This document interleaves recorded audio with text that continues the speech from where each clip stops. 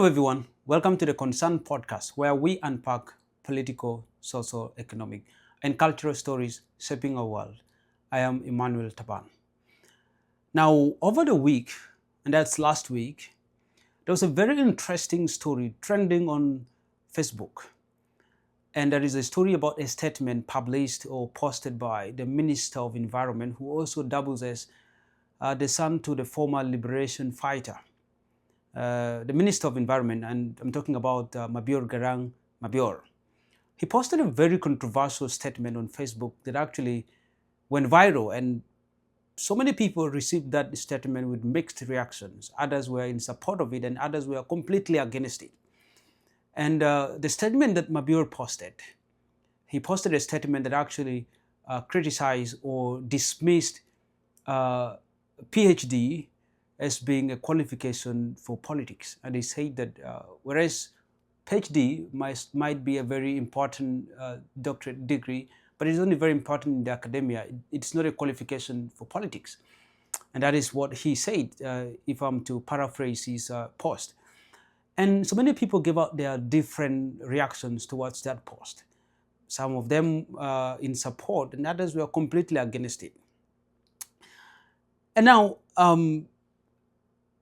the statement that Mabior posted, and I understand, that people should have the freedom of expression. People should have the freedom of opinion. People should have the freedom to impart and receive and seek information in whatsoever way they want in all media platforms. And I feel that Mabior is one of these people that their rights are guaranteed.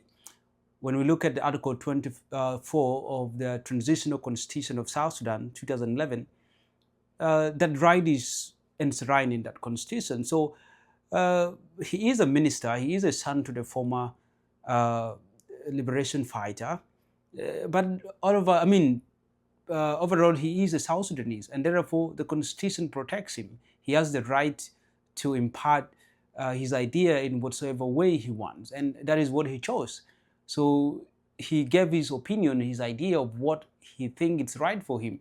So he published that, and I know that statement angered so many people, especially those who have interest of pursuing PhD and those who are PhD holders. I think that felt like a very hot slap on their faces.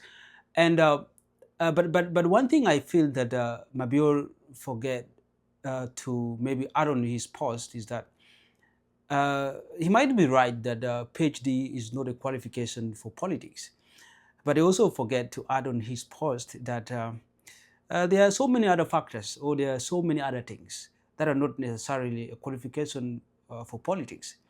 And one of these things is also that being a son or daughter to a liberation fighter does not automatically qualifies you to be a politician, or it's not a qualification for politician. Whereas we respect the fact that someone is a son to a liberation fighter, that does not automatically guarantee you a space in the political scene. I mean, that is just like, to be fair and just to bring things to the same level.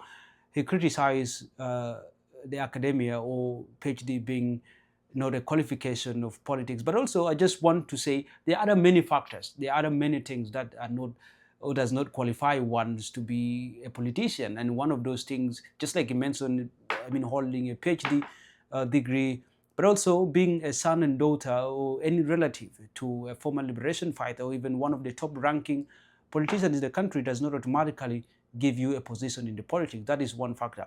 But just like I've said that Mabior has the freedom, it is enshrined in the constitution, he is protected, he has the right to impart knowledge or idea in whatever way he wants. And that is what he chose.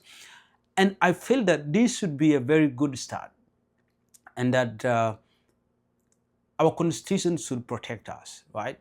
And that when someone in Mabior's caliber decide to come out publicly and post a statement like that, then other people also should have the right to give their response in whatever way they want, right? And that is how, a country developed.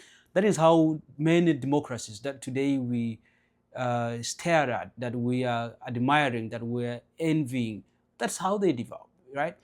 That when a minister or any top government official go out on the media and post a statement that reflects the ideas they have or they hold or the position or the opinion they hold, any member of the public should also be given that right to go and write whatsoever statement they want. That is how a democracy developed. That is how a country developed. This right is protected in the Universal Declaration of Human Rights. It is enshrined in our Constitution, protected in Article 24, protected in Article 19 of the Universal Declaration of Human Rights, and other global or world conventions. And that brings me to a very important point that I feel it is high time that the South Sudan government started giving freedom of speech, freedom of opinion to its citizen, and that every citizen should be granted the right or the freedom of speech and freedom of expression and opinion, and that when I see something that is bad about an individual, no matter what position he holds, even when he's a minister or vice president, whatever position he holds, that when I see something that does not align with what I believe in, I can go out freely on any form of media and express my opinion about it, and that I can go home freely without anyone following me and arresting me for that. That is what we want. That when the government issues out a policy that they believe it's working best for the people, and that when I hold a very different opinion about it, I can go even to SSBC, which is the state-owned media, and sit there comfortably and speak against that government policy, and I can walk out of that studio, go home, sleep well, wake up early in the morning without anything happening to me. That is the kind of freedom that we want. The freedom to hold opinion of your choice, and that whatever opinion I want to hold, you are entitled to it, and that is you. People should be given that freedom, the freedom to hold opinion, the freedom to express yourself in whatever way, in an artistic way, through expression, through writing, and in whatever way you feel you're best in. I mean, you should be granted that freedom. And that government should always know, especially the government in South Sudan, should always know that the best way that the government can know what works best for the people is when they allow criticism. If a government crashes down its opponent, crashes down people who offer alternative ideas, then this government is destined to failure. It's destined to fail, because there's no government that is or that hold the monopoly of knowledge. I mean, at some point, some of the best brains, some of the best people with the best ideas are not in government. They're outside, and therefore the government should create that platform where these people can easily come out and give out their ideas freely, and the government can embrace these ideas and put into work. I mean, this is how countries develop. This is how nations develop. So, what just came in my mind when I read that story of Mabior, or that statement posted by Garang Mabior, I just started thinking much about the freedom of expression and speech and holding opinion, and that Mabior is 100% entitled. He is a South Sudanese. His right is protected in the Constitution, in Article 24 of the Transitional Constitution. He is protected in the Universal Declaration of Human Rights, which I believe South Sudan subscribed to. And therefore, he's just like any other person. He has the right to hold opinion. And if you feel that what he wrote is not right, you also do have the right to criticize him. Criticize him, I mean, in a very good way, not necessarily through insult, because the freedom of expression, the freedom of speech also has limits. They always say that your freedoms, your right stops, your right stops where someone's right as well begins. So if Mabior has that opinion that he holds, and he has published it in that way, and if you completely feel that is not right, you as well have the opportunity or the right to criticize him fairly. And that shouldn't be seen as something that is so radical, something that is practiced by extremists. I mean, freedom of speech it's a basic right. It's a basic right that every citizen of a country should have. And I feel just as a minister or a vice president or a president has the platform to come out and talk about something, the people as well should be given the right. And I feel this is the high time the government of South Sudan must start giving this space for its citizen. And through this, we can see bright mind, bright ideas emerging out from the common people, because as I said, some of the best mind that actually holds the best ideas on how to move this country forward are not in the government, they're outside. But all what the government needs to do is create that platform such that these people can come out and express themselves, and they can be incorporated in, the ideas can be incorporated by the government, and it can work for the betterment of the people. Before we close today's episode, here's a quick message from our sponsor, oneit.co. If you've been planning to build a website but the cost has been holding you back, oneit.co makes it affordable and stress-free this time around. Whether you are an individual, a non-profit organization, or a business, oneit.co designs professional websites starting from as cheap as $250.